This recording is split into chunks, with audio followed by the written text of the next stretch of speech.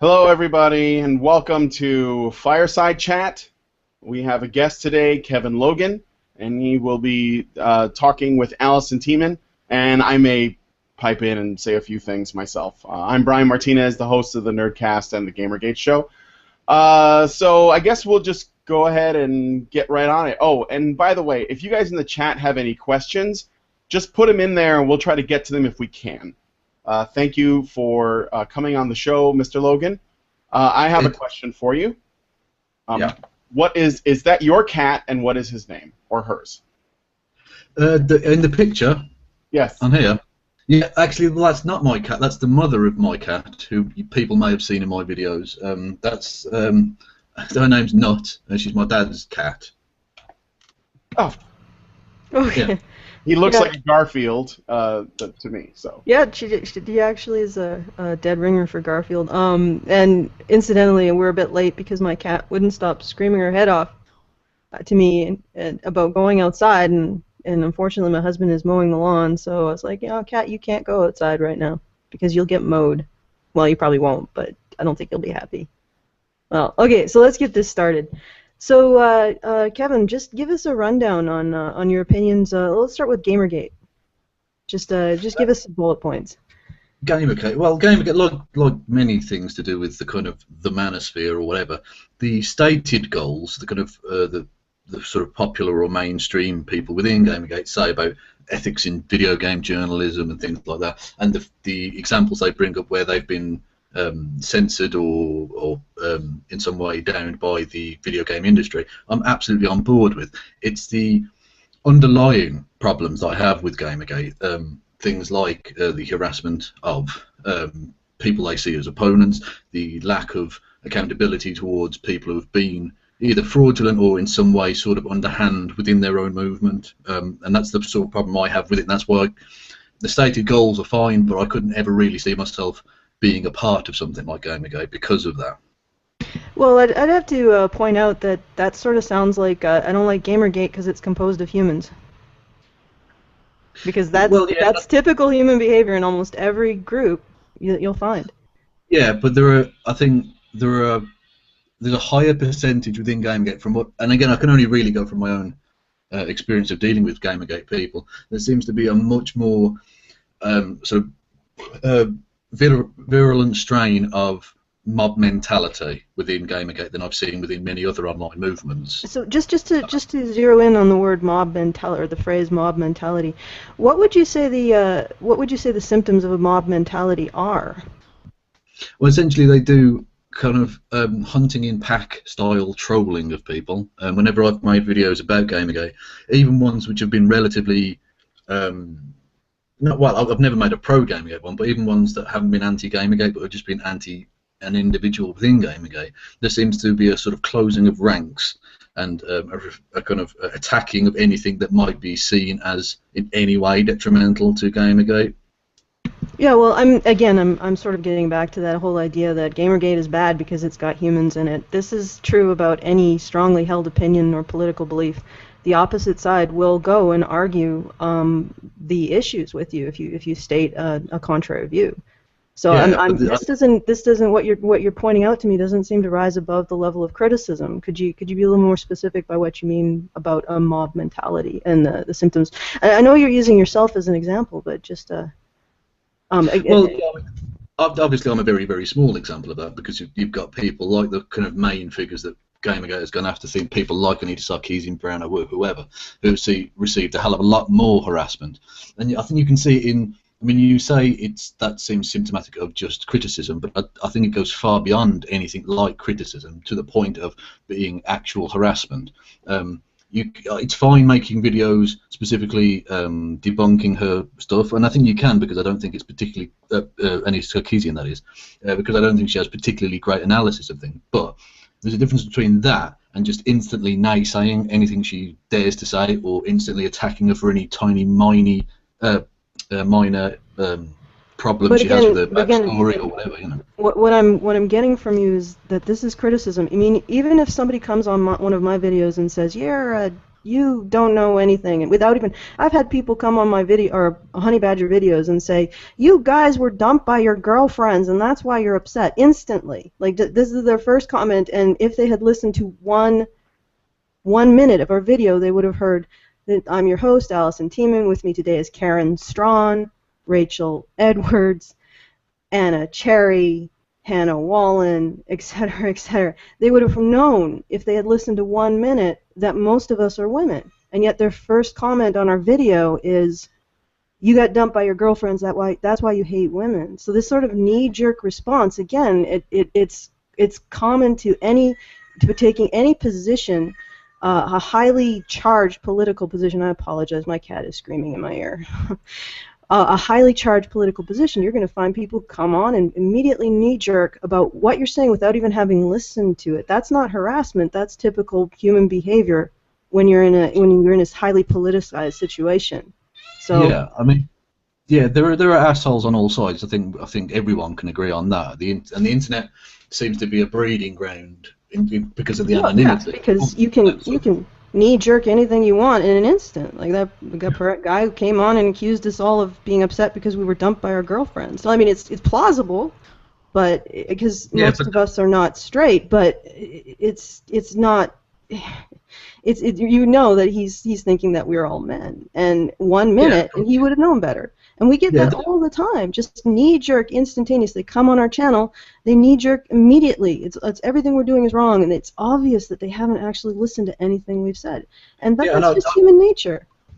I wouldn't wish to undermine in any way your harassment or anyone's harassment, but my point with Gamergate is that Gamergate ostensibly, although it claims to be about ethics, seems certainly, and I'm not going to ever go at the individuals who are involved in actually practically coming up with trying to change ethics policies within video games and all the rest of it, because there are some great people doing great things, but the mass of people that I've seen seem intent on essentially just being either anti-feminist trolls or anti-Anita trolls or whatever. And for me, I think the trolling and the negativity and the instant hatred towards those figures outweighs the benefits that Gamergate brings, as far as I can say. Okay, well, I mean, I still want to get into this idea of how we define harassment, because I wouldn't define that as harassment. A guy coming on our channel and saying, you guys are guys, therefore I have to dismiss your view, I don't consider that harassment. That is just criticism, even if it's completely uninformed. To me, harassment doesn't raise to the level of harassment until it's a criminal issue. It's something that's persistent and can be tied to one person or and not a group of people, because then you're having a swarm issue, and there's nobody who's really responsible for the behavior of a whole group of people unless there's an instigator. But that's a point I think about Gamergate, is because Gamergate has tried to sell itself as just a consumer revolt, and within that, as we're seeing, say, with the Occupy Wall Street people, you get the benefits of having a non-centralized, non-sort of leadership-led movement, and you can get a lot of support behind that because you don't have sort of polarizing figures or people making these huge sort of grandiose statements that can be attacked by the media in that way. But with that comes the fact that you have to put up with the fact that you're going to get a lot of assholes clinging onto that movement, and Gamergate seems absolutely intent on ignoring that problem that exists within its own sort of group of people in the world. Okay, but I have a video. Like, have you ever followed the saga of the Canadian Association for Equality, who's been putting on lectures throughout Canada on issues of gender that they feel don't get enough attention? And if you haven't, are you Canadian yourself? Yeah. Yeah, I'm Canadian. I'm part of the Commonwealth. Yeah, no, I was just wondering aloud there. Sorry, go on. You were saying. No, yeah. So I am actually, a lot of people are intimately familiar with this because the Canadian Association for Equality has probably done the most to bring specifically men's issues into college campuses, and when they do, they experience unbelievable levels of pushback from their opposition. If you look at the Warren Farrell protest, there were individuals who were in the opposition to that the Warren Farrell lecture, which, if you actually watch it, Warren Farrell is basically the Mr. Rogers of the men's issues movement. Yes, I'm well aware of his book, The Myth of Male Power or something. But he's very much inclusive of also women's issues, and how they impact, and there's the dynamic between the two. And what the protesters did was actually illegal. They embargoed the doors to his lecture, which is a form of unlawful confinement. And then they were spitting and yelling at anybody who attempted to go in. It was unbelievably horrible to watch. Yeah. And that kind of stuff, that is consistent with the kind of problems that CAFE has faced with the opposition to bringing their message to college campuses. And again, CAFE does not identify as a men's rights organization. They're merely interested in those gender issues that they feel aren't being adequately addressed. And then there's one lecture by Janice Fiamengo, and in that lecture, What name is that? Because I'd like to note down names of people and sort of Janice Fiamengo. We actually spoke with her on Honey Badger Radio. Fiamengo. No, how are we spelling that? Don't ask me to spell. I can't. Okay. I'm terrible. Okay. But you can actually, Brian. This is something that Brian has put it in the window for you. I added a link to Warren Farrell when they were blocking the doors there, and Janice Fiamengo, who was trying to give a speech, and before she could get started, they started to make a lot of noise in the room, and they forced her out. You have this tiny little blonde woman there, facing down a crowd of people who are banging on their desks and blowing horns and totally drowning out her ability to speak. Now, I would classify those kinds of things as harassment, because they raise to the level of a criminal activity, and not just they're preventing people from talking. It's not just criticism, and even knee-jerk criticism. That's preventing someone of having an opinion. And to me, I would agree that the silencing of a person doing a speech, or well, it's not quite their free speech because that's a governmental thing, obviously, but their right to have their voice heard. I think that's wrong. But I find it quite interesting that you say use the phrase "tiny little blonde woman" in there, because I know one of your main objections, it seems, to feminism has been that it has a propensity to make women view themselves as victims. Well, I actually believe that in that instance, where you have a small woman facing down a crowd, we can actually legitimately say that that is a situation of intimidation. Because, particularly when the crowd in question has removed that kind of moral legitimacy. What's interesting is women can lose their victim cred if they step out of line, and I've remarked upon this as well, that women can be turned into targets by exiting the reservation, so to speak. And Janice Fiamengo has very much exited the reservation, and now she's facing a large crowd that's shouting at her. And I would say in that instance, emphasizing the fact that she is also physically vulnerable is perfectly legitimate. I'm not saying that women can't be vulnerable. I'm saying we have to be careful about how we promote vulnerability and the circumstances in which we say it occurs. And in that instance, I think that it's very legitimate to emphasize her vulnerability. Well, my point with bringing that up, because that might seem like nitpicking, but I really don't think that it is, because yes, obviously she would be vulnerable in that situation, but even a very big man in that situation facing that is not going to be able to. I totally agree with you. So the fact that you emphasise her being a small blonde woman seems to me a sort of double standard, that you're happy to emphasise that when you want to make your opposition look bad, but then you want to play the card of saying, oh, well, feminists make women out to be the victim, when you've just done point in to a very you. small way. No, Kevin, point to you. You're right. I shouldn't have done that. Okay, well, that's very big of you to concede that point. Thank you. Sorry. All right, so I take that back. Anyone in that position should feel intimidated and afraid, and you should not emphasize the fact that she's female or small.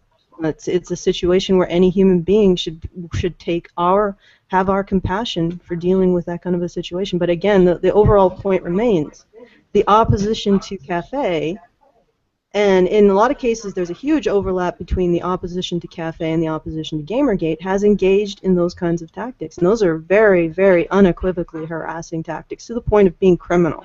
And I know Yes, personally that I've experienced similar behavior from the opposition to Gamergate. So there you go. Oh yeah, I'm not saying there's not any reverse. I don't know what the word you would want to describe it as, unthinking criticism or whatever. But I think you've defined it a bit too narrowly there as just being illegal. I think you can do essentially harassment that wouldn't necessarily fall. It might fall under the wording of the law, but I don't think realistically you could get a conviction on it. Like say Twitter harassment. You can harass someone on Twitter, but who's ever convicted of that? You know?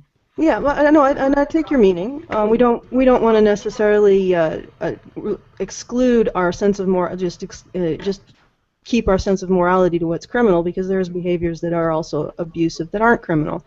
However, my overall point is that this harassment is more severe than what you're pointing out. And in my case, I am here talking to you who represents, in a lot of cases, the same sort of sphere that is engaged in this kind of harassment. And I'm not going to say that you are responsible for that, or you should be silenced because of that, or even say that because these people are harassing, have engaged in this kind of harassment, that what you have to say is illegitimate. Because I'm going to take you on what you have to say.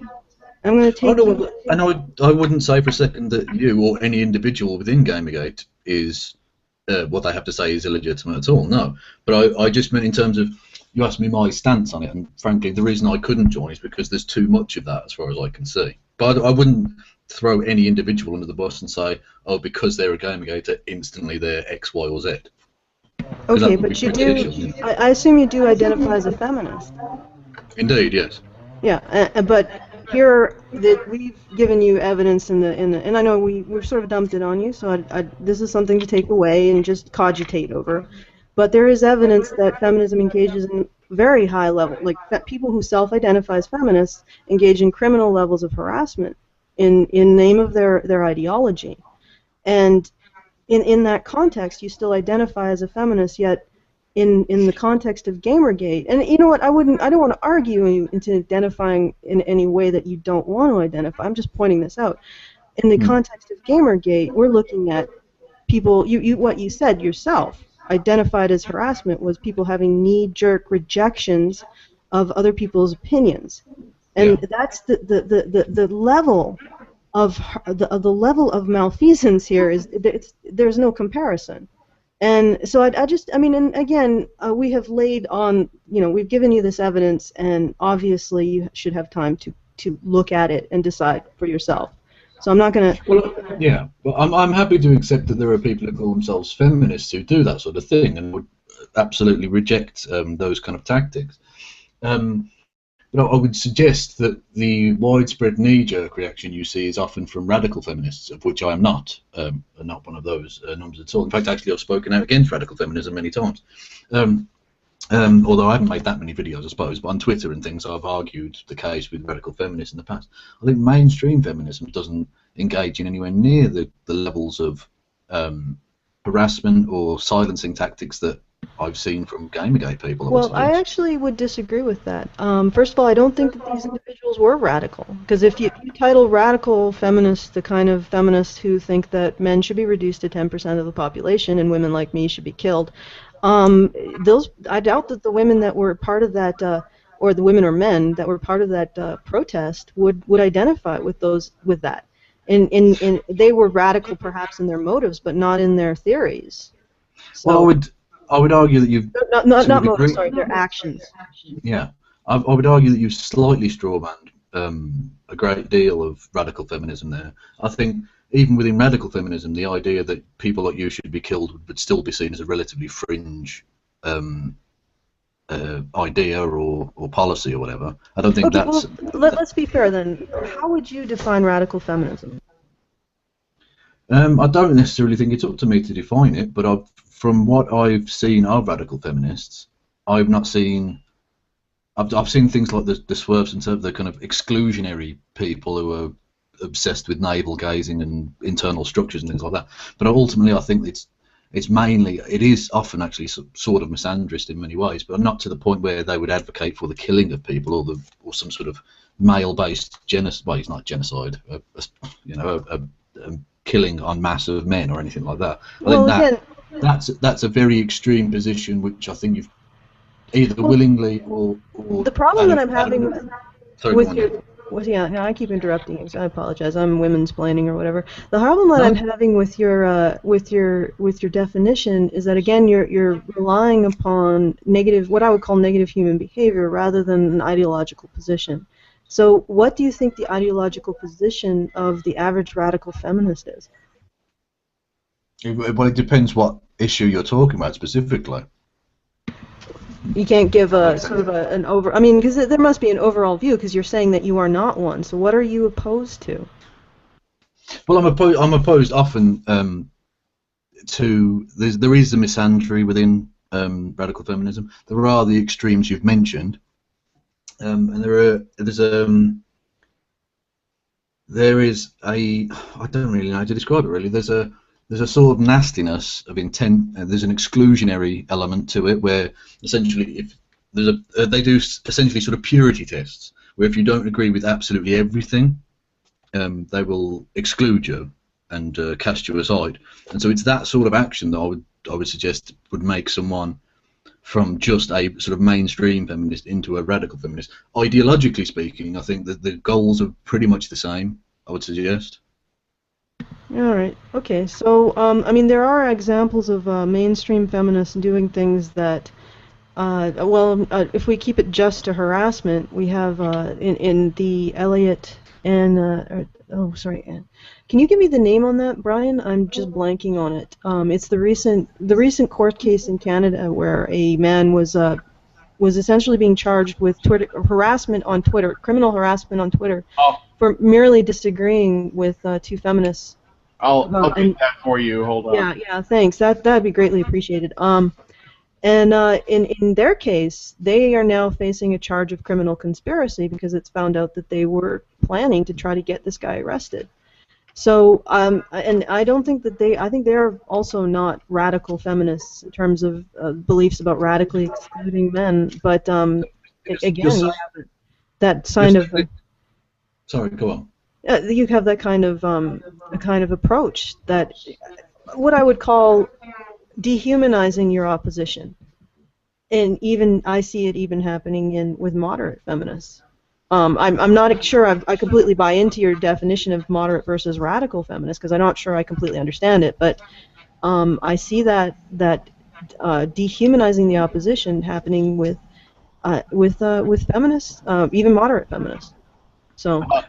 So his name is Gregory Allen Elliott. Yes, Gregory Allen Elliott. And a graphic designer. Yeah, and he's recently been charged with criminal harassment for tweets that categorically are criticism, not a disagreement. I'd need to see what was exactly said in that case. Yeah. I mean, and again, it's pretty hard to have these discussions. Also, I sent a link to a story. There are several. That happens to be from Infowars, but from anywhere. I was about to say, I don't think I could possibly treat as much as people have attacked me for the sources I've used. I would never ever trust a word that Infowars says about anything. They're fucking crazy. There are better sources than Infowars. There's The Guardian too, I believe, as well. That might have just been the first one. Yeah, Alex Jones generally not really the best source. I think Brian just pulled the first one he could get. Although, just to engage in a bit of guilt by association fallacy, he's a very strong anti-feminist himself, just out of interest. Yeah, well, like you say, there's a difference between radical feminists and moderate feminists, as you term them. There's also a difference between different kinds of. Oh no, absolutely. I was being facetious and cheeky, basically. Okay, yeah. Fair enough. And I was being overly pedantic. Okay. No, that's fine. By all means. By all means. Okay, so where should we go from here? What's next? Well, I mean, I did have one thing to bring up actually myself. If you need something to discuss. A couple of days ago, obviously, you contacted me after the Sargon talk to discuss coming on the Yeah, show. actually, my And so- patrons asked if I could talk with you, so here we are. Oh, really? Oh, well, that's quite nice. And I didn't know. I was aware of the honey badgers, and obviously through the Calgary Expo thing, which I presume the people listening to this probably know that story. And so I looked into the kind of into some of your older videos and some of the honey badger stuff, and it was all very good. It's interesting anyway. But at one point I did want to raise with you about because you've got this thing about women damseling for money. Oh, no, Yeah? I know what you're about to say. No, go on. Again, What? Again, the video that I did recording what the experiences that I was having emotionally after the expo had ejected me is, in my mind, again, I believe that it is imperfectly legitimate for women to be in a situation where they are vulnerable and even express that vulnerability. But it's also perfectly legitimate to express criticism, especially when women when people advance the notion that women are overall defined by vulnerability. That doesn't mean that women can't have instances of being vulnerable. But if they define themselves in terms of overall vulnerability, there's a difference there. And I even have this argument with men, that we are presenting men as being victims. No, we're presenting the notion that men can be victims, that men can have instances of vulnerability, not that men are victims exclusively or entirely because they are men. So that's the difference. I'm not going to prevent a woman who experiences a situation where she is being ejected from an event for a belief that she holds and holds very strongly to, and is also being subject to a widespread media campaign that is ruining her reputation in the field that she works in or wants to establish a career in. I'm not going to turn to that woman and say, geez, you shouldn't feel bad about this, because quite obviously she should. But the critical thing here is, if a man was in that situation, would I say the same? And I would. I think everybody should. And Yeah, but look at the situation with the Twitter harassment of Anita Sarkeesian, Brianna Wu, etc., and Joss Whedon. I mean, he's off Twitter now. He's got harassed off Twitter. But people say, because he's a man, he should just suck it up. And men get incredible amounts of harassment on Twitter, and it's the narrative that the same harassment or similar harassment, men should suck up, but women can damsel over. That's the problem I have. Not any instance of a woman who's experiencing legitimate persecution being upset about it. Well, in that situation, I would question your belonging and self-identifying as a men's rights activist then, because largely the men's rights activists wish to enforce those harmful gender stereotypes on the world. They're the ones that constantly come onto my videos and call me a mangina and tell me I need to man up, or that feminists have cut off my bollocks or something, you know? Yeah, no, and this is good, because we finally got to a point where I think we got a disagreement that could be fun.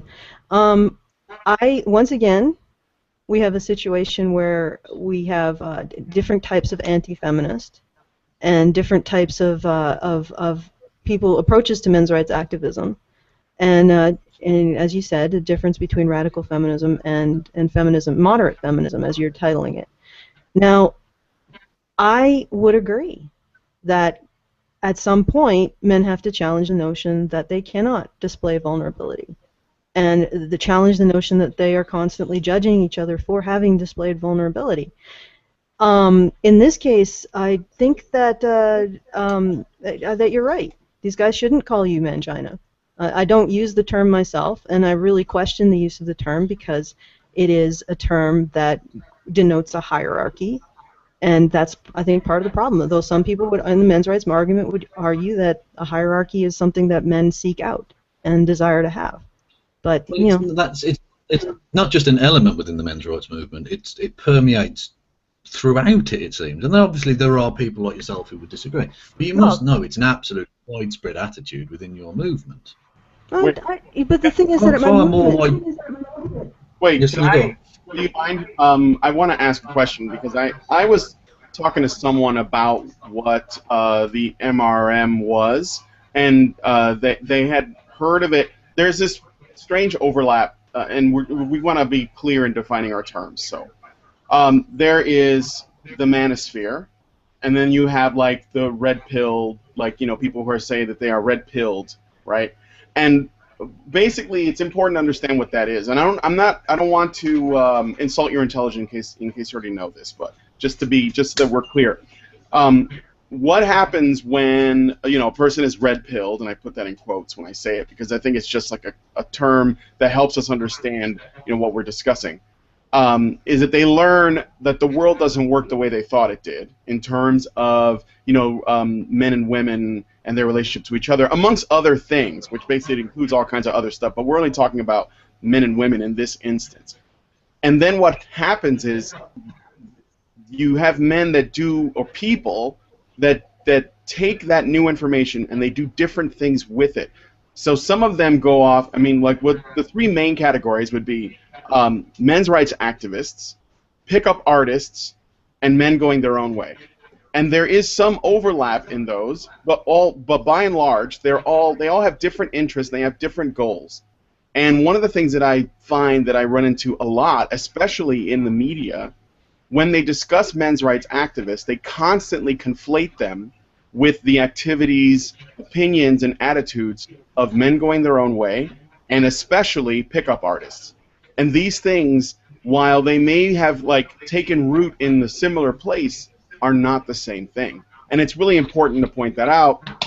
Again, I don't want to assume that you do or do not know that, but I'm explaining that just so that we're on the same page, because it can be really easy to end up talking past each other if, let's say, your experiences, because usually PUAs, they're the ones that are creating that hierarchy. They're talking about alphas and betas and zetas and stuff like that. Well, not zetas, just alpha and betas and omegas, really. Yeah, and omegas.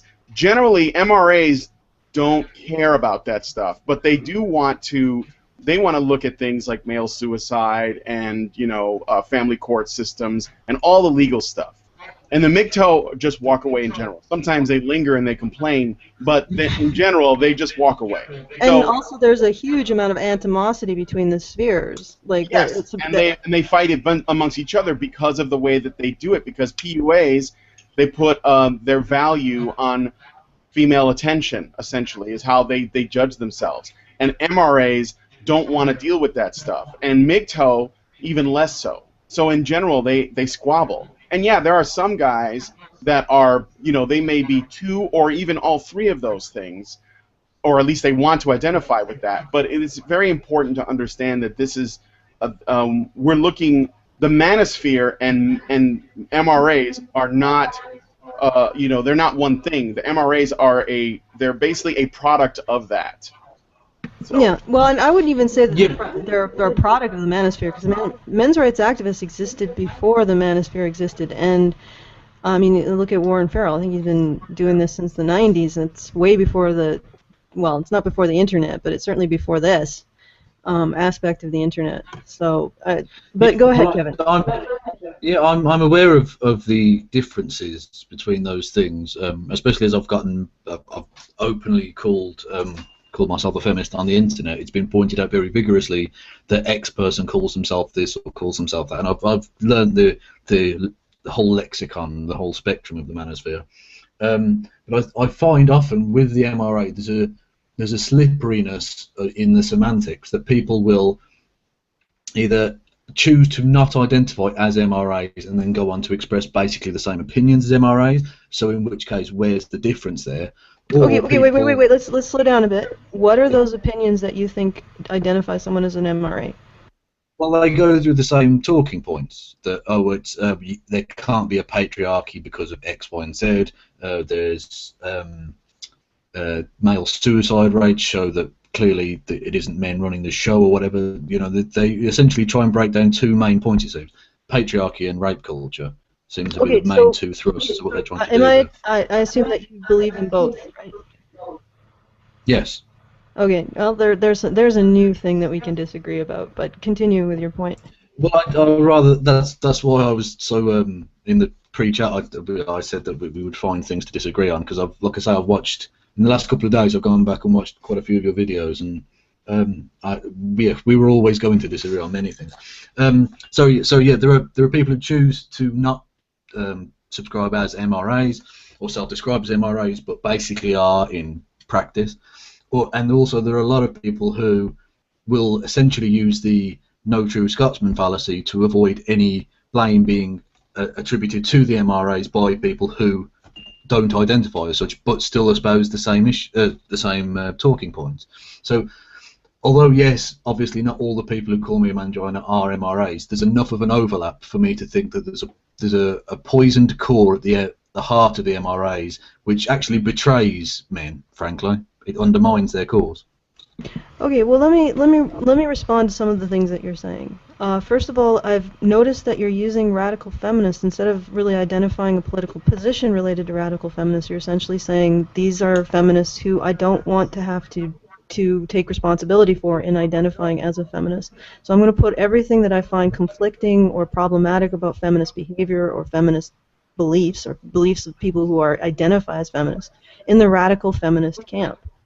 And I think that that's the same thing that you're turning around and pointing at us for doing. And I hate to create this kind of barrier, because personally I'd rather discuss ideas and concepts than labels. I think discussing labels is a waste of time.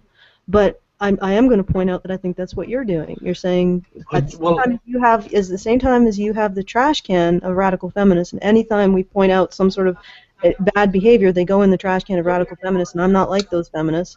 And then you're turning around and saying, well, you can't do the same to the people who are problematic in your movement. And it's like, and as much as I want to point that out, that I think they're doing that, and I'm actually perfectly willing to say, yeah, you can say that I don't have to take responsibility for the behavior or the beliefs of crazy people who think that 10%, men should be reduced to 10% and women like me should be killed. That's fine. I don't expect you to take responsibility for that. But at the same time, I don't think it's fair for you to expect me to take responsibility for men or people who I don't even know if they identify as men's rights activists specifically, or as Gamergaters specifically, calling you a mangina, which is just an insult. Like, am I supposed to make you take responsibility for every feminist or troll on the internet who calls me a fat slut?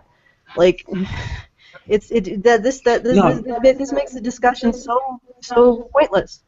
Like, let's get beyond making each other take responsibility for crazy people on the internet and get into the meat of the matter, which is what I think the meat of the matter is.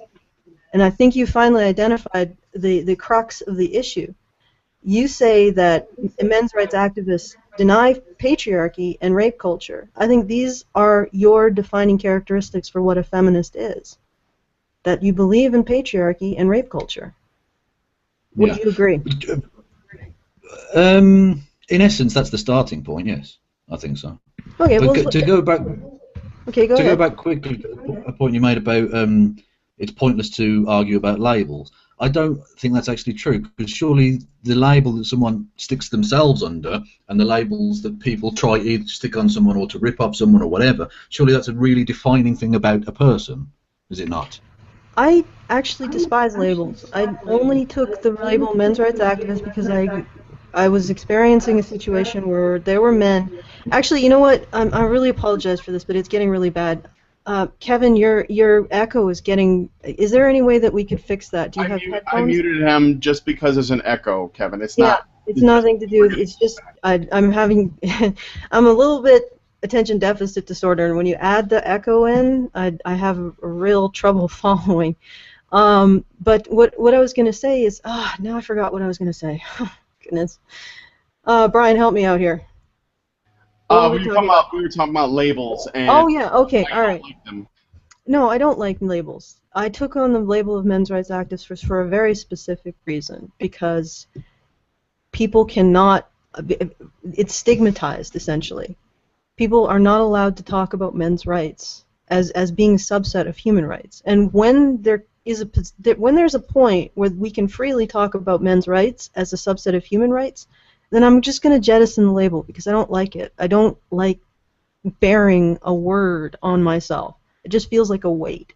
And the moment that I took it up was when the SPLC called, or actually they didn't call a bunch of sites associated with men's rights a hate group. They didn't retract that. They never actually made that assertion. But there were a bunch of people on the biggest men's rights Reddit, or the biggest community of men's rights at the time, the men's rights Reddit, who were expressing suicidal thoughts over this, because this is a community where they had felt support. And and I took on that label because if they're going to blame or stigmatize that group of people, then they can stigmatize me too. And that's why I also adopted Gamergate, because I don't want to see people being silenced using these stigmatizing words. I want them to come to the table and be able to speak. I mean, that's what you want, right? You don't want to encourage the lunatics flame warring each other in comment sections. You want to encourage, the conversation at the top, as it were, where the ideas are. And I think we need to unmute Kevin, because I sense that he probably wants to speak to that. Oh, I can't unmute him. I can only mute him. But Kevin, I want you can unmute yourself at any point. You can unmute yourself, Kevin. I apologize. It was just that there was a lot of feedback. With the feedback, I've put earphones in now, so hopefully the echo should be gone now. Oh, okay. Yeah, it looks like it is. A lot better. If I start speaking more loudly, it's because I can't hear the level of my own voice now. Oh, okay. I wanted to say something about labels too, really quick. I think that we are in, and it's probably because of the internet, and it's probably because of a number of other things. We're living in a time where our media uses labels to really very easily demonize opponents. We're big on doing, it seems, and I say we as a collective, not like us specifically, is basically othering people who we don't agree with, who belong to groups that we may not like, whatever, and then we use the label, and the label becomes the argument itself, and then people don't discuss the actual issues. If you, for example, if somebody might just say, well, they're conservatives, and that ends the discussion, as though just being one is just bad enough, or when somebody might say, oh, I won't go to Fox News. That's a label. Like whatever they say there can't be true, or whatever they say on MSNBC can't possibly be true. Whatever liberals are doing can't possibly be worth anything. Whatever straight people are doing, whatever white people are doing, these are all useless terms. And this is the place that we've gone, where the Young Turks can put up a show, and they can literally just say, well, this is from these guys are just on the right, or these guys are just Christians, or these guys are just this, and they don't even have to make an argument anymore. And that's ridiculous, because we want to be able to have discussions about ideas and issues and get out of that murkiness, where essentially what people who use labels in this way do is they use the worst examples, or whatever examples are the most beneficial to your argument, to represent the opposing person's argument. And that's not useful, because you don't actually address any issues at all. So, I'm sorry, go ahead. No, go on, sorry. All right, well, basically, I think it's interesting you bring up, say, Fox News or the Young Turks as examples, because I think those are basically two ends of or two sides of the same coin, in essence, a left and a right extreme. And they do use terms like conservative or liberal or whatever as shorthand for asshole, basically. But I think in general terms, labels can be very useful if used properly by media sources, because people don't have time to read or listen to hours and hours or pages and pages of political diatribes explaining each and everything. So you need a shorthand way of saying this is what this is, if that makes sense. So actually used properly, labels are incredibly important in communicating ideas to people. A shorthand can be useful, but the problem is it's gotten to the point now where the shorthand version represents a very narrow and often fringe example of that side. So if somebody I consider myself a really open-minded person. So if somebody tells me I heard this from a conservative source or a liberal source, I do not automatically assume that they are talking about the Young Turks or Fox News. I want to hear what they have to say, and then based on that, I will basically form my opinions. But not most, I don't know how many, but I think that lots of people, it's gotten to the point where they just hear the label and they stop thinking. And I think that's where you should start thinking. That's yeah. No, I will agree with that point completely. Yeah. Okay, so let's get into the discussion of, rather than behaviors and labels, let's discuss ideas. which is where I'm happiest. Okay, so just to get back to the patriarchy and the rape culture, which I believe, first of all, let's clarify this. This is the starting point where you see the dividing line between maybe a non-feminist position and a feminist position. Patriarchy and rape culture. All right. Yeah. All right, so my question... Well, more specifically patriarchy, but rape culture is essentially a part of that. It's almost a subsection of it, really. Okay, well, patriarchy and actually, before we get into that, I did want to address one thing. I will agree that in the men's rights movement, there are still men who buy into toxic aspects. And I don't mean toxic in terms of toxic to women, but toxic to men and other men, themselves and other men. Toxic aspects of the male role, and there's lots of disagreement as well whether or not this is toxic and if it's functional or and so the healing, I recognize that there's a healing that needs to happen within the movement itself, you know, and that there's still buy-in to these kinds of to the male side of the dynamic that needs to be moved past, perhaps. Or invited to move past, not forced, but just say, you know, there might be a better way to approach it than this. So I agree that there are damaged people in the men's rights movement, and I agree that there is bad behavior in the men's rights movement. I agree that there is anger, and I don't agree that that is unhealthy. And I would say the same about the feminist movement. But I disagree at looking at the negative, like looking at human behavior and trying to ascribe it to the label. Because we're all humans here, we're all going to act like idiots. That's sort of a human thing, no matter what we believe. Well, yes, but in that, if you're going to take judging every individual to that, I would argue, slightly silly extent of saying, well, everyone in a movement is an individual, therefore you can't really judge the movement. That, I think, is a gross oversimplification of it, or too broad, I think, anyway, because ultimately, I mean, Godwin's law. You can't look at the Nazi Party and say, oh, they're all individuals. No, they're poison to the core. No, then we just look at the ideology and not necessarily the behavior of. Well, we can. I mean, we can again. We can look at either the behavior or the ideology. Well, we can look at the ideology and the behavior, but we're not in this instance. If we want to, we got to look at both sides' behavior, and it's like, yeah, sure, we can do that. But can we talk about the actual ideas behind each side? Like, I mean, we can do both, and it's both is legitimate. But at some point, you got to say this behavior doesn't rise to the level of Nazism.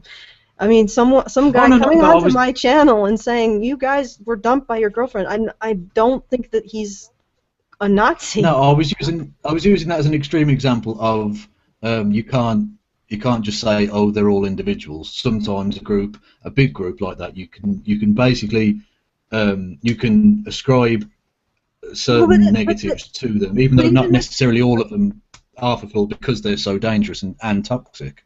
Well, yeah, but in that case, you're looking at a situation where they're empowered by certain social, like they have governmental power, they have influence, they're creating widespread propaganda that targets Jewish men in particular as pedophiles and rapists of Aryan women and a threat to Aryan women. I mean, there's certain features of that particular group and the power level of that particular group, and you have to bring that into the discussion. Internet trolls are not creating a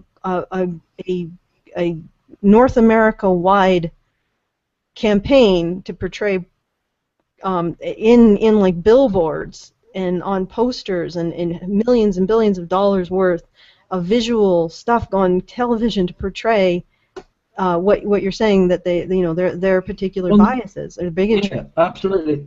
Yeah, when I was let's not get hung up on the fact that I purposefully broke Godwin's law there, because I was using an extreme example to raise the point. Yes, they're not as big a thing, but ultimately groups like A Voice for Men, for instance, are creating huge amounts of propaganda, and because it's on the internet, anyone can get access to it.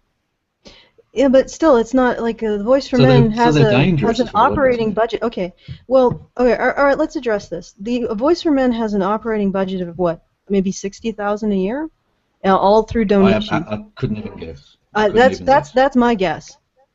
When you're looking at at what they say, and I would disagree that is even in the ballpark in some of the feminist stuff that they're putting out, and they get billions of dollars or billions of dollars to paint a particular picture of sexual violence that excludes male victims and emphasizes the malfeasance of all men. And what's interesting that male victims? Yes, it does exclude male victims. I would bring up the Rape is Rape campaign, which got the FBI to change its description of rape. But I'm talking about widespread visual, like widespread let's comparable to what you're saying the Nazis did. Widespread. No, let's not get caught up on the Nazis. I was using that as a rhetorical thing to argue against the point. I'm just trying to say, let's look at the scope here. We have a countrywide, like North America, Europe wide presentation of rape in a certain way. And ironically, it does actually really resemble a lot of the same kind of propaganda that was presented against black men and Jewish men. And there's even a campaign that says "Name the problem" with a male face. And that's huge. Men huge are a huge problem within rape, are they not? I don't think that they're the. I do not think that. I do not agree. Most rape is done by men, is it not? Okay, here we go. You can't actually say that. There's statistical evidence, and you don't need to have. You just need one counterexample, and there's plenty. So we are finding out now that we're looking into the issue. Yeah. Well, one counterexample would be the National Intimate Partner and Sexual Violence Survey for North America. In the last 12 months, which is the most accurate estimate of the relative prevalence of rape, men and women haven't answered yes equally to the question, were you forced in the last year to have sex? And there is a high rate of female perpetration in that number. So at this point in time, and this is held true for 2 years on that survey for the last 12 months. Now, the last 5 years. I haven't seen that, so I'd have to look at it. You'll have to look at it. Well, let me if you could link me to that would be. But the thing is, in this situation, when you find because the numbers that I've seen would suggest that men are far more likely to be rapists. Well, but here's the issue. What are these surveys actually capturing? Let me ask you a question. Yeah. Do you think men reveal the fact that they're raped by women? Is there a cultural milieu in which men feel free to reveal something like that? No, but I would argue actually that again is reinforced by parts. It doesn't matter what. It doesn't matter. It doesn't matter. Well, it is because essentially, if we're going to argue MRA or men's rights versus feminism, wait. Let's not bring the labels in. Let's not bring the labels in. It's Kevin, worth. Kevin. Yes. Yes. Let's not bring the labels in. Let's not get off track. You said yes. Therefore, finding out the level of victimization of men by women is going to be very difficult. And now here, what's interesting about what you said and what you admitted to is that if you look at this and you look even at just the National Intimate Partner and Sexual Violence Survey, 2 years in a row, equal numbers of men in the last year have said that they were sexually abused or essentially raped, although they did some statistical chicanery in which when men said yes to "were you forced to have sex," they called it "made to penetrate," and when women said yes to "were you forced to have sex," they called it rape. Regardless, equal numbers of men and women said yes to "were you forced to have sex" in 2 years in a row. Yet at the 5-year mark, when the survey asks men, in the last 5 years, have you been physically forced to have sex? The number of victims, of male victims, goes from 50% to 30%. And then when you ask for lifetime, it goes down to 20%. Because men conform their experiences to the dominant narrative. Either that, or because they don't have services, they completely wash out and no longer are available to take these surveys. In other words, they become homeless, they become institutionalized, suicidal, and because they have absolutely nowhere to go with the abuse that they've suffered. So it's much more devastating to them. Okay, then. That you have to account for that factor, the factor that men reduce, somehow align their experiences with the dominant narrative, which is a phenomenon that memory researchers are aware of, that we all do this. And Okay. when men don't feel free to express this or see this, that this is an aggression done to them, it disappears. It disappears, and what we're seeing in the statistics, in other statistics, is not the truth. What we're seeing is an effect of our own social biases. And the fact that we have some statistics that have, for whatever reason, whatever miraculous reason, have actually cut through that social bias for men not to see themselves as victims, and certainly not to see themselves as women, we need to look at that and say, you know what, we don't know what's going on here. And until we figure out what's going on here, we need to stop the nationwide, the Western worldwide propaganda pointing the finger at men, because all that's going to do is perpetuate the same social cycle that makes male victims invisible. And incidentally, as a woman, those enormous propaganda campaigns, billions of dollars being pumped into this, as a woman, when I looked at the statistics and found out what was really going on, or ultimately that we don't even know what's really going on, I felt freedom for the first time in my life, because I wasn't a target.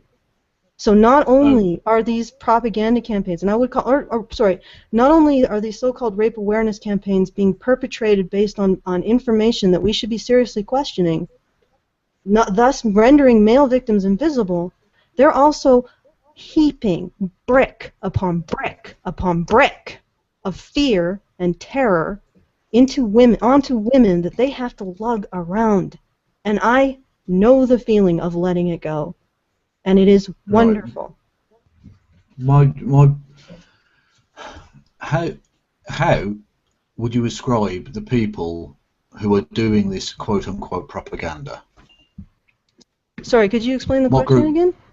What groups is it that you think are doing this propaganda? The groups that are doing it. Yeah. What would you define them as? Well, I would define them as informed by a particular, because it's not just feminists. It's also, in some cases, Christian groups, in some cases, non-denominate, like just neutral NGOs. It's basically groups of people who are informed by the notion that women are defined by being victims and actually make a lot of money by perpetuating that notion. Because politicians that are looking politicians, even conservative politicians do it. So I'm not going to say. I'm not going to say that feminists are responsible for it, but there is a social force. There's a social at least attitude. They're in part to blame for that. Yeah, I believe that they are in part. But the thing is that they buy into. Okay. Yeah, but listen. They buy into a social attitude towards men and women. Feminists buy into a social attitude towards men and women that conservatives buy into, that Christians buy into, that I think even everybody around the world almost buys into. They buy into this attitude. So it's not necessarily that, feminism itself is responsible for the attitude, but it buys into it. Well, I think it's quite interesting that having said that I can't get back to the labels, I'm off point. You've mentioned several labels there and bribed a series of propaganda that's hurtful to both men and women to those groups. And I wonder how fair this conversation can be when you're establishing that I can't mention the MRM as being a negative force, but you can then spend what's been about 2 minutes describing precisely why feminists are evil. Well, I haven't spent 2 minutes describing why feminists are evil. I've just spent 2 minutes describing why a social phenomenon that feminists ascribe to is evil. Not just feminists, but conservatives and politicians and whoever. Yeah, and I would say that do you not see the double standard there? No, I don't, because I would say that any men's rights group or organization who also ascribes to this particular attitude, I don't want to even say evil, I'm just saying counterproductive and hurtful. I mean, it's not evil, it's just human. It's human to want to keep attached to these attitudes that have served us in the past. We get attached to our attitudes. It's perfectly human. It's not evil. It's just something we do, but it's counterproductive now. And we need to move past it. Exactly. I agree. I think it is counterproductive, and I would argue that it's the men's rights, and not just men's rights, but the manosphere in general, that wishes, at least in terms of social attitudes, to drag us back to an era where, if your statistics are correct, men did not feel comfortable admitting that they had been raped by, like you were saying, going back 10 years, 20 years in their whole lifetime. Yeah, but like once And again, you're going into tribalism. You're saying it's them, not well, like us. I say, But it's all of us. It's everybody. Everybody has a part to take responsibility in this, and it's time to move past pointing fingers. This is getting back to the idea that, oh, we're all individuals. Yes, of course we're all individuals. We all have roles to play. But in that sense, what you can't criticise any larger group on the basis of things they do which you think have negative impacts, because, oh, there might be some within that group that don't believe. You certainly can criticise them, but you cannot, like at the beginning of this, you used people making knee-jerk criticisms of Brianna Wu and Anita Sarkeesian, and I used harassment, criminal harassment. And I'm saying that the groups on, I don't want to say your side, but the groups who ascribe to the feminist label are engaging in kinds of criminal harassment. That's criminal. And then you're looking at the other side that's engaging in criticism on the internet. These are not comparable behaviors, but even then, I'm saying I'm not going to tell you that you need to take responsibility for the criminal harassment engaged in by feminists in another situation. No, I don't want to do that. I'm not asking you to take responsibility for anything, but I'm saying you are willingly associating yourself with you're people willingly associating yourself with this. You're willingly associating yourself with groups of people who are creating propaganda, wide-scale campaigns that may be based on very bad science, that are pointing the fingers at a particular subset of humanity that also faces sexual violence, and is eerily similar to other campaigns in the past that pointed the finger at black men and Jewish men for being implicated as being uniquely sexually violent. So it's like, yeah, we can keep doing the blame game, or we can look at what we do, what I do, what you do, and start correcting that. And I'm going to agree with you if you say that there are problematic aspects of the men's rights movement. Yeah, there are. And a lot of it stems into buying into this dynamic. I'm going to agree with you totally. But I'm not going to agree that we need to start pointing fingers and saying, because that when we do that, when we start pointing fingers, we stop taking responsibility for what we're doing to perpetuate the problem. I don't think that's necessarily true at all. I think you can happily go about trying to improve your own attitudes and improve your own tactics or whatever you're doing to do it, but also saying, look at this person, like a person I've had a go in the past, Paul Leela. I'm more than happy to attack him whilst accepting that I'm not perfect, because he's incredibly not perfect. Do you know what I mean? Well, sure. You can attack whomever you want, but you're pointing a finger at an entire movement and saying it's completely illegitimate. Everyone involved in it. It's tribalism. No. I've not said and would never say they're completely. You're saying that there's you did say. You did say there was a toxic core. There's a toxic core to the men's rights movement, but Paul Elam isn't the core. But that's not. No, he's not the core. No, but the fact that he's not celebrated as such, but he's quite a well-known, popular figure within that movement. And yes, there is a lot of opposition to him, as people have pointed out. But he's the head of one of the most popular MRA forums or websites or whatever. I think shows to a degree that there is a toxic core, but that's not to write off everything they do or everything they stand for. But I think people like him hide behind those. First of all, I think that a lot of the problems in that is that people are not analyzing what they're seeing. They're knee-jerking what is being written about in that particular area. But I don't really want to get into a analysis of one particular group, because you're saying we all bear the responsibility at the same time as you don't as a feminist. And I'm saying let's set aside trying to point fingers and try to blame and say, hey, you bear all the responsibility for the crazies over there because they chose to assume your name or your label, and you bear all the responsibility for the crazies in your camp, and let's try to resolve what is wrong with just move past the problems that we have collectively. And stop playing the blame game. Stop playing the tribalism game. Start discussing the issues, discussing the questions, and doing it in a rational and calm way. Okay, but I would argue, I mean, the Honey Badger's last, or was it last show or one before that, you did called, was it White Knights? Yeah, it's a behavior. I believe. Yeah, it's a behaviour. Yes. Yeah, But you're right. we could call out behaviors, but the difference is this. You're playing into the idea there, and I think it's to a degree it's sort of dog whistle politics, that you're playing into the idea that you can't really be a male feminist without being a white knight.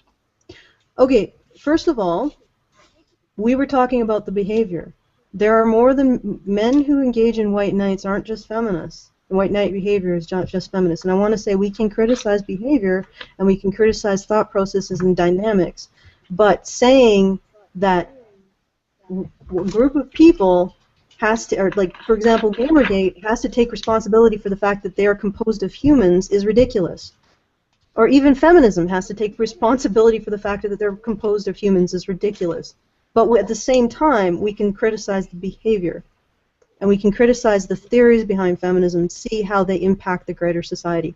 Now, I got to get going, Kevin, because I got other stuff I need to do today. But okay. If you wanted to have a final word, go ahead.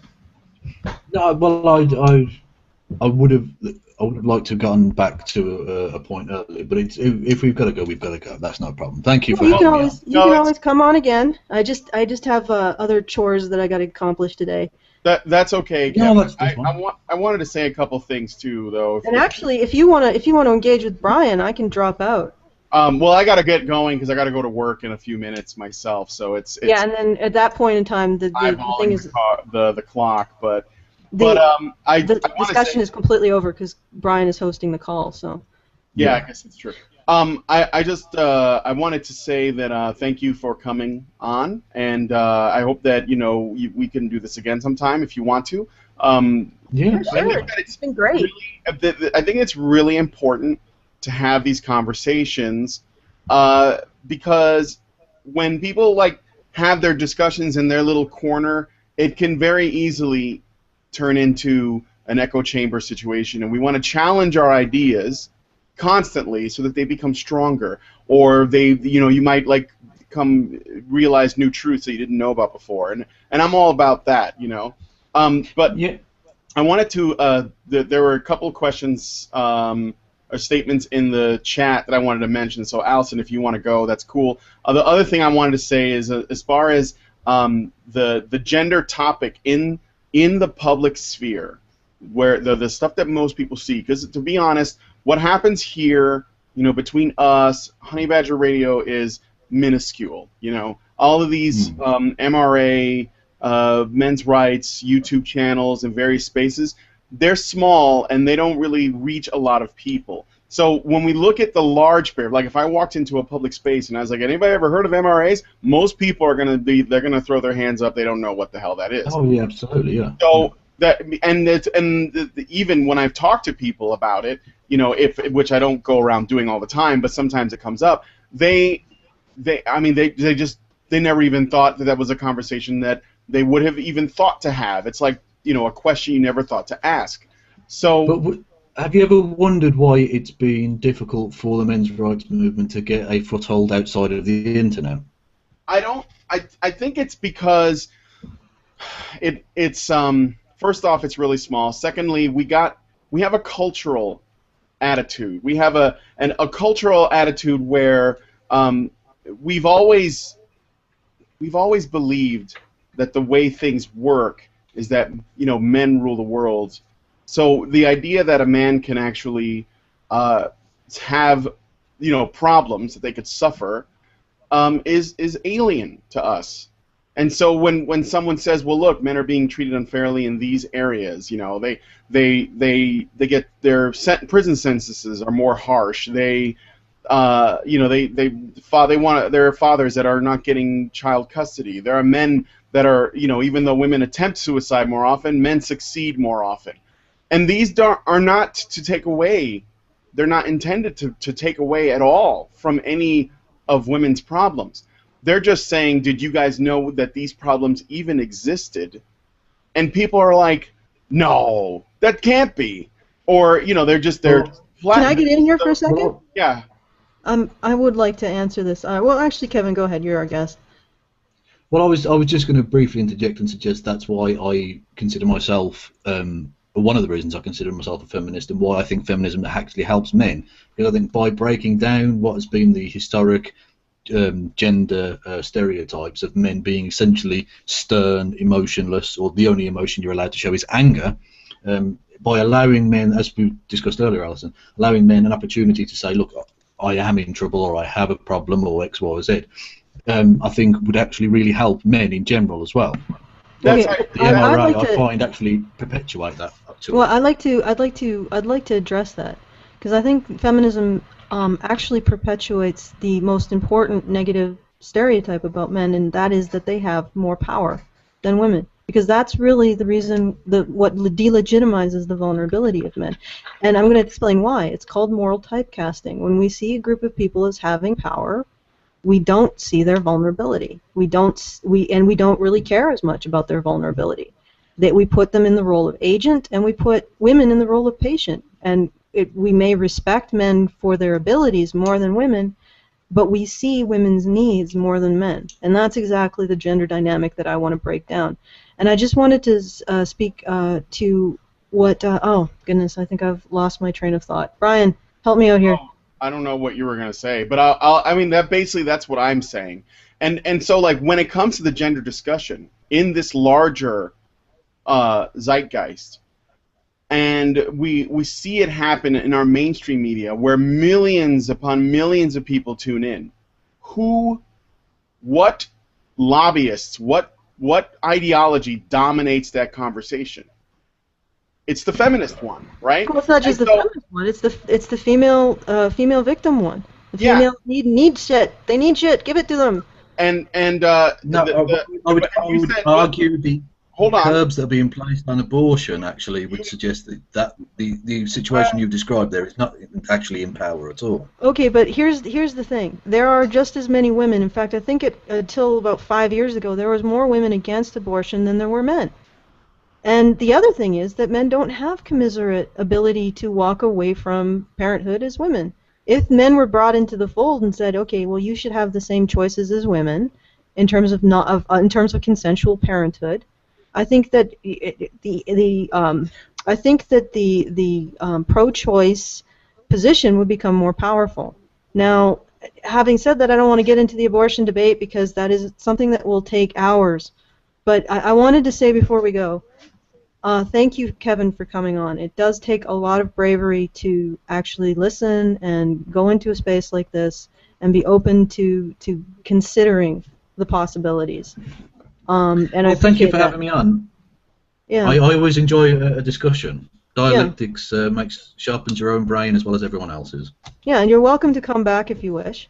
Yeah, absolutely. Any I'd love to actually cover some of the stuff that we didn't get covered here, which would be a discussion of patriarchy theory and even more of rape culture and our various viewpoints on these issues. We can do that another time, yeah.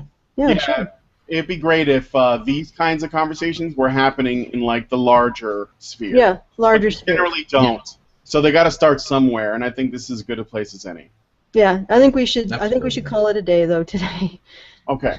Yeah. Well, thank you, everybody. I'm sorry if I didn't get to all the questions. We just had to cut it short. But we will let you know if we do another one of these kinds of conversations. Why don't we just, Kevin, would you like to come back next Friday? Yes, absolutely. All right, let's do it. There you go. Okay. We'll try to answer more questions then. All right. Well, thank you. We'll see you next Friday, and we'll see you guys very soon. Yeah.